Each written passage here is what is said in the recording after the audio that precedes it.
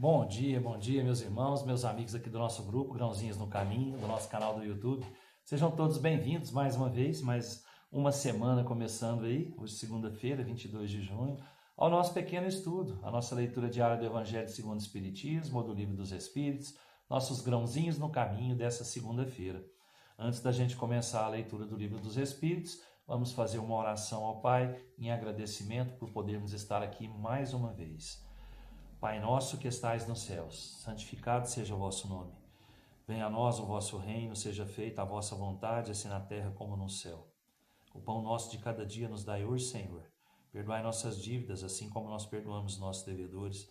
Perdoai nossas ofensas, assim como nós perdoamos a quem nos tem ofendido. E não nos deixeis cair em tentação, mas livrai-nos de todo o mal, que assim seja. Nós estamos fazendo a leitura do Livro dos Espíritos, no livro 1, no capítulo 3, falando da criação, considerações e concordâncias bíblicas referentes à criação. Nós vamos continuar a leitura que nós fizemos anteriormente, né? Porque ela é mais extensa um pouco, e vamos falar um pouquinho mais dessas dúvidas bíblicas, né? A ciência, de acordo nisso com Moisés, coloca o homem em último lugar na ordem da criação dos seres vivos. Todavia, Moisés indica o dilúvio universal no ano 1654 do mundo, enquanto a geologia nos mostra o grande cataclismo anterior à aparição do homem, atendendo que até hoje não se encontrou nas camadas primitivas qualquer traço de sua presença, nem de animais da mesma categoria sob o ponto de vista físico. Mas nada prova que isso seja impossível. Várias descobertas já fizeram surgir dúvidas a tal respeito. Pode ocorrer que de um momento para outro se adquira a certeza material dessa anterioridade da raça humana, e então se reconhecerá que sob esse ponto, como sobre os outros, o texto bíblico é uma alegoria. A questão é de saber se o cataclismo geológico é o mesmo a que assistiu Noé. Ora, o tempo necessário à formação das camadas fósseis não permite mais confundi-los, e do momento em que se encontrem os vestígios da existência do homem antes da grande catástrofe, ficará provado ou que Adão não foi o primeiro homem, ou que a sua criação se perde na noite dos tempos. Contra a evidência não há raciocínios possíveis, e seria preciso aceitar esse fato como se aceitou aquele do movimento da Terra e dos 6 períodos da criação. A existência do homem antes do dilúvio geológico, em verdade, é ainda hipotética, mas eis aqui o que é menos. Admitindo-se que o homem apareceu pela primeira vez sobre a Terra 4.000 anos antes de Cristo, se 1.650 anos depois toda a raça humana foi destruída, à exceção de uma só família, disso resulta que o povoamento da Terra data de Noé, quer dizer, de 2.350 anos antes da nossa era. Ora, quando os hebreus emigraram do Egito no 18º século, encontraram esse país muito povoado e já bem avançado em civilização.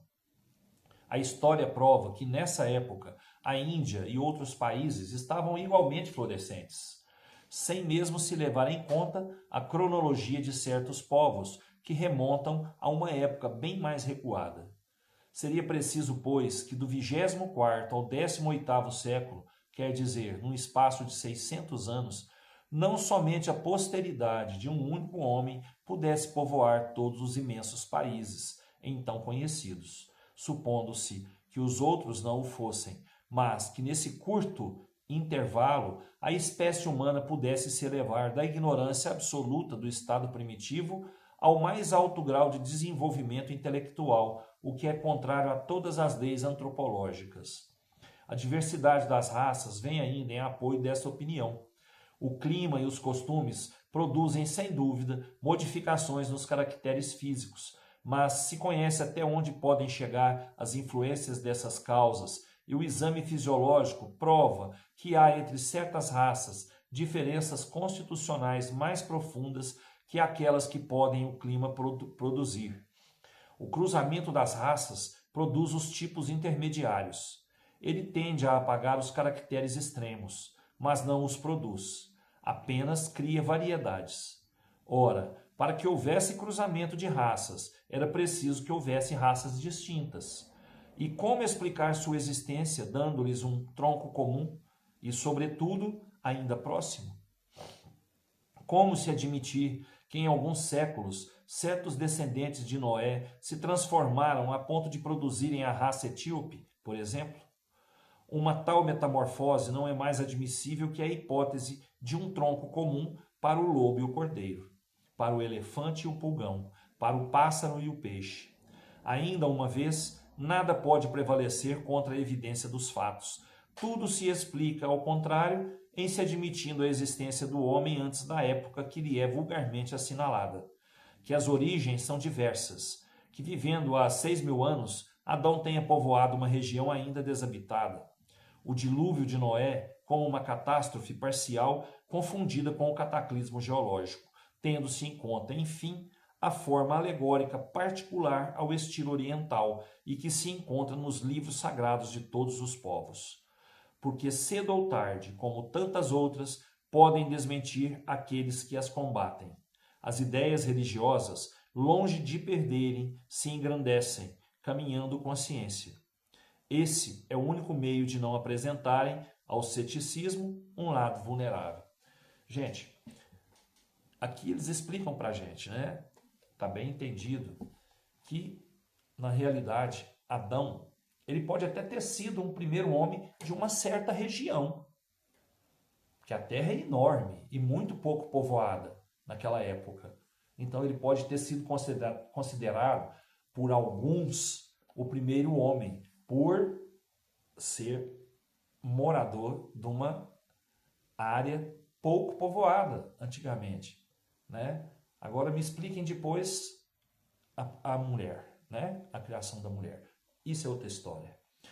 Mas a ciência, com o passar do tempo, até mesmo passando o tempo da publicação do Livro dos Espíritos, a ciência mudou muito. A ciência mostrou para a gente que a vida do homem na Terra ela vem de muitos milhares de anos, né? Mais de 11.000 anos já se tem esqueletos encontrados aí com mais de 11.000 anos. Quer dizer, Adão não foi o primeiro homem.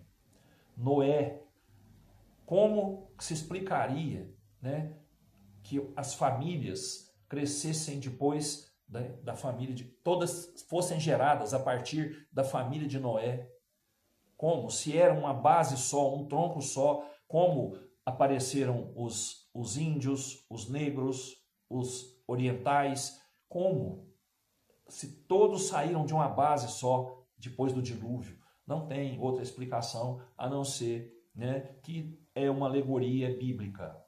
É uma alegoria bíblica. Esse dilúvio pode ter acontecido, uma enchente enorme, né, numa certa região, né, onde morava Noé naquela época, e que Noé criou uma arca ali para colocar os animais que estavam perto, tudo. E isso foi virando uma alegoria muito grande até que escreveram, né, na Bíblia.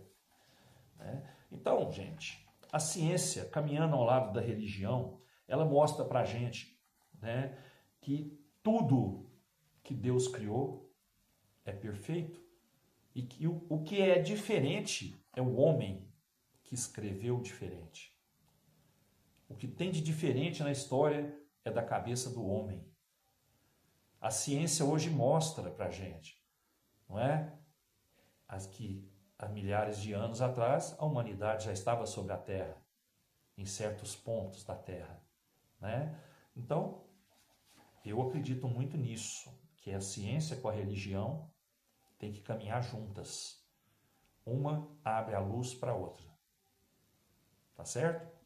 Então vamos lá, né? Vamos procurar estudar isso, né? Pegar os livros aí, os livros científicos e estudar isso aí. Isso é interessante a gente saber um pouquinho do passado da Terra, né? E tudo em que a gente estudar, a gente vai ver a presença de Deus. E a gente vai ter a certeza dessas palavras aqui do Livro dos Espíritos. Tá bom? Desejo a todos aí uma ótima semana, com muita paz, muita luz, muita saúde, muito trabalho, muita sabedoria e gratidão. Que Jesus nos abençoe. Até amanhã, se Deus quiser, eu tenho certeza que Ele quer. Beijo no coração, pessoal. Fiquem com Deus.